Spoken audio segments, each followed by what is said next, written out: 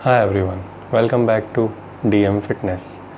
Instructional series को आगे बढ़ाते हैं और आज हम बात करेंगे स्टैटिक पोस्चर असेसमेंट की। मैं रिक्वेस्ट करूंगा जो लोग नए हैं इस चैनल पे, इसको फर्स्ट टाइम देख रहे हैं, वो ज़रूर डिस्क्रिप्शन बॉक्स में जाके इससे रिलेटेड जो भी पहले के वीडियोज़ हैं उनको ज़रूर देखिएगा, ताकि आपको इस वीडियो को समझने में काफ़ी आसानी होगी। और जो मेरे पहले से देखते हुए आ रहे हैं फोक्स, आप होप आपने नोट्स अच्छी तरह बनाए होंगे। आपको समझने में उसको रेफरेंस लेके आप अगर आज के वीडियो को देखेंगे तो आपको काफ़ी हेल्पफुल मिलेगा। चलिए स्टार्ट करते हैं।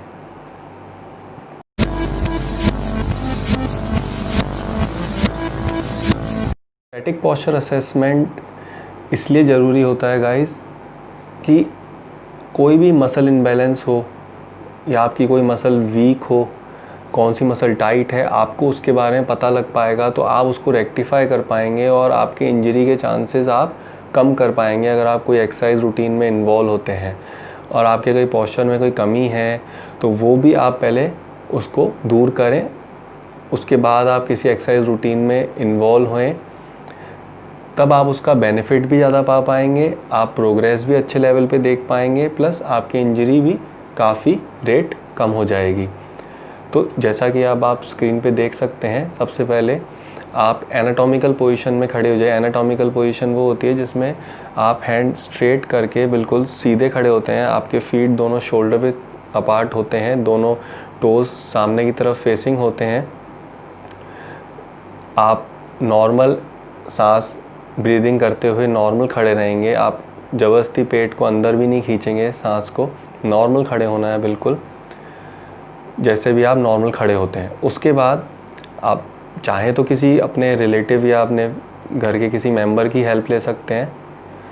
और मैं एक रिक्वेस्ट करूँगा कि आप टाइट क्लोथ्स पहन के इसको करेंगे तो थोड़ा एक्सेस करने में थोड़ी आसानी होगी। तो नीचे से शुरू करते हैं। अब इसको फ्रंट से, साइड से और बैक साइड से चारों एंगल से चेक करेंगे तो आप डिफरेंट एरियाज़ में हेड से लेके टो तक आप अपना एक्सेस कर पाएंगे पोस्चर को और मसल इम्बैलेंस को। तो चलिए नीचे अगर से चालू करते हैं तो सबसे पहले अपन सामने से एंकल डेविएशन देखेंगे। एंकल सुपिनेशन या प्रोनेशन, मतलब इनवर्ड और आउटवर्ड नहीं होना चाहिए। जो हमारा फेमर बोन है लेग्स का और जो नीज़ हैं वो एक लाइन में होने चाहिए, बिल्कुल स्ट्रेट लाइन में होने चाहिए। जैसे कि नॉक नीज़ आपने वर्ड सुना होगा। नॉक नीज़ में क्या होता है, दोनों नीज़ अंदर की तरफ केविन होती हैं। कई बार किसी की एक नी भी केविन होती है, तो अगर दोनों होती हैं तो उसको नॉक नीज़ बोलते हैं। और कहीं डिफेंस फोर्सेस में क्राइटेरिया होता है तो उनको नहीं लिया जाता। ज़्यादा डीप नहीं जाऊँगा, मैं ओवरव्यू दूंगा। और जो अगर आप बाहर की तरफ नीज़ देखेंगे किसी की तो उसको बोर्ड लेग्स बोलते हैं लेमन लैंग्वेज में। अब इसको आप ऐसे देख सकते हैं कि जब बेबी होता है, जब वो चलना सीखता है तो शुरू में हम सब ऐसे ही चलते हैं, क्योंकि हमारी जब डेवलपमेंट हो रही होती है बोन्स की, जैसा मैंने कहा था आपको, जब बेबी पैदा होता है तो चल नहीं पाता, खड़ा नहीं हो पाता। उसका रीजनिंग दिया था मैंने, उस वीडियो का डिस्क्रिप्शन में नीचे दूंगा। जैसे जैसे वो बड़ा होता है उसके कर्व्स आते हैं, नेचुरल कर्व्स आते हैं उसके वर्टिब्रास में, और ओवरऑल डेवलपमेंट होता है उसके शरीर का, फुट का भी, उसके एवरी बोन का उसका डेवलपमेंट होता है। तो उसमें टाइम लगता है। तो उसको 2 से 6 साल के बीच में वो चलना सीख जाता है, वो ऑटोमेटिकली रेक्टिफाई हो जाती है चीज़। अगर किसी कारणवश से वो रेक्टिफाई नहीं होती या वो नॉक अंदर की तरफ रहता है या बाहर रहता है तो उसके कई कारण हो सकते हैं। जेनेटिक भी हो सकता है, उसको कोई इंजरी हुई हो, कोई फ्रैक्चर हुआ हो, उसका भी कारण हो सकता है। और उसी में एक चीज़ और आती है, फ्लैट फीट। अब जैसे आप वीडियो देख सकते हैं, साइड में आपको खड़े होना है, फिर आपने फ्लैट देखेंगे तो एक अपने नॉर्मल फुट में क्या होता है, एक नॉर्मल आर्च होती है, ठीक है। एक तो हाई हो जाती है, एक नॉर्मल होती है और एक बिल्कुल दबा हुआ हो जाता है पैर, उसको हम फ्लैट फीट कहते हैं। तो ये भी कोई डरने वाला पॉइंट तो है नहीं, या कोई डिजीज़ भी नहीं है, कोई टेंशन का इतना इशू नहीं है इसमें। तो इसको कई लोग माइल्ड होता है, और अगर आपकी टीनेज में अगर ये होता है, सबके शुरू में होता है जब कोई बेबी होता है, जैसे जैसे वो बड़ा होता है, जैसे मैंने कहा, तो उसके वो डेवलपमेंट होता है, तो वो जो फ्लैट फीट की प्रॉब्लम है वो रिजॉल्व हो जाती है, वहाँ आर्च अपने आप डेवलप हो जाता है। और अगर डेवलप नहीं होता है किसी भी कारणवश से, तो माइल्ड अगर उसको रहता है तो कोई प्रॉब्लम नहीं है। अगर आपको back pain, knee pain, hip में कोई प्रॉब्लम रहती है तो आप ज़रूर एक प्रोफेशनल मेडिकल पर्सन की हेल्प लीजिएगा, ऑर्थो के पास जाइए, उनसे आप अपना असेसमेंट कराइए पोस्चर का। उसके बाद ही आप वो जो आपको डायग्नोस करें, वो आपको जो सजेशन दें, उसके बिना पे आप आगे बढ़ें। ठीक है, ये तो मैं आपको एक जनरल बता रहा हूँ कि हाँ ऐसे कर सकते हो आप, तो डरने की बात भी नहीं है। अगर कोई ऐसी मेजर प्रॉब्लम लगती है तो आप, अगर कोई इशू है दूसरा, तो आप पहले अपने मेडिकल प्रोफेशनल के पास जाइए, उससे डायग्नोस करा के, क्योंकि उनके बहुत सारे तरीके होते हैं। क्योंकि मैं प्रोफेशनल मेडिकल तो है नहीं, हम लोग एडवाइज़र तो हूँ नहीं मैं, हम एक ट्रेनर के तौर पे मैं जो चीज़ कर सकते हैं हम लोग, वो मैंने आपको बताई। और आप घर में खुद को सेल्फ एक्सेस कैसे कर सकते हैं, उस लेवल तक मैं आपको सिर्फ रेफरेंस दूंगा। ठीक है, इसके बाद ये चीज़ आपने देखी, एंकल डेविएशन देखा, नी की पोजीशन देखी, अंदर तो नहीं आ रही, बाहर नहीं जा रही ज़्यादा। ठीक है, तो उससे क्या होगा, ज़रूरी क्यों है देखना, मैं इसको बताता हूँ। ज़रूरी इसलिए है देखना क्योंकि इससे आपकी नी में, हिप में, बैक में प्रॉब्लम होने के चांसेस हैं। जैसा अगर अब नहीं है तो ठीक है, मगर सामने वाले ट्रेनर को पता रहेगा या आपको पता रहेगा, तो आप सामने वाले को इत्तला कर सकते हो, बता सकते हो, फिर उस हिसाब से वो आपको ट्रीट करेगा।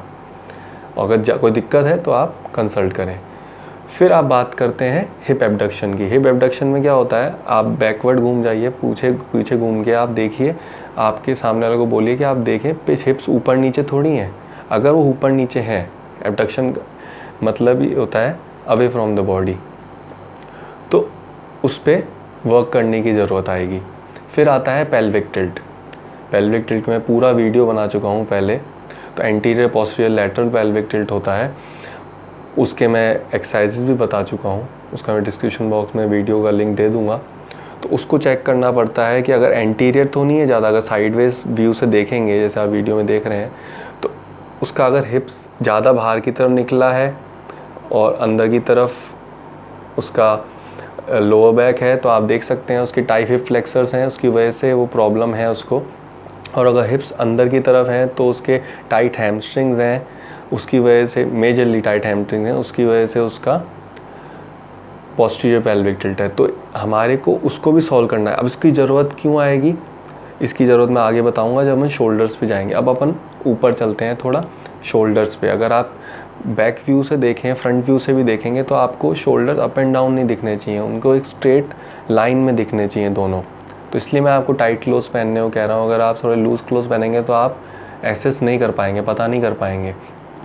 तो अगर आपके उसमें भी दिक्कत है और पेल्विक टिल्ट भी आपका प्रॉपर नहीं है, एंटीरियर पोस्टीरियर में दिक्कत आ रही है, तो आप ओवरहेड प्रेसेस जो एक्सरसाइजेज होती हैं जिम में, उस करने में आपको काफ़ी तकलीफ़ होगी, तो इंजरी के चांसेस वहाँ इंक्रीज़ हो जाएंगे। फिर अपन लास्ट बात करेंगे हेड की। हेड जब अपन साइड व्यू से देखेंगे तो हल्का सा फॉरवर्ड होता है। अगर एक स्ट्रेट लाइन में दिखेगा हल्का सा फॉरवर्ड तो अलाउ है, जैसे मैंने कहा था जो कर्व होता है। अगर एक्सेसिव कर्व चलता है उसका फॉरवर्ड, उसकी डिप्रेस चेस्ट है, उसका आगे जाता है, तो उसके सर्वाइकल इश्यूज़ होने के चांसेस हैं, उसके नेक से और रिलेटेड प्रॉब्लम्स होने के चांसेस आ जाएंगे। ये इशू होता क्यों है, ज़्यादातर आज की सिनारियों में, जैसे मैंने कहा पहले ही बताया, मोबाइल, लैपटॉप्स और ऑफिस में जो भी वर्क होता है वो अपनी नेक डाउन रहती है ज़्यादा टाइम, तो जैसा वो रहती है वो उसको वैसी आदत हो जाती है रहने की, अपन उसको ठीक नहीं कर पाते हैं, तो वो आगे चल के अपने को इशू क्रिएट कर सकती है किसी वे में। तो ये जानना बहुत ज़रूरी है एट प्रेजेंट सिचुएशन में अपना बॉडी का पोस्चर कहाँ है और मसल इनबैलेंसिंग कहाँ कहाँ हो रही है।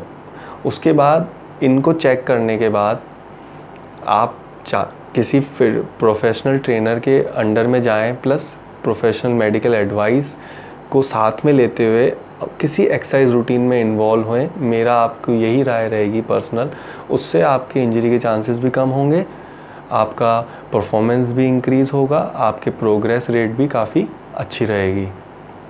सो होप गाइस आपको आज का वीडियो हेल्पफुल लगा होगा, इन्फॉर्मेटिव लगा होगा.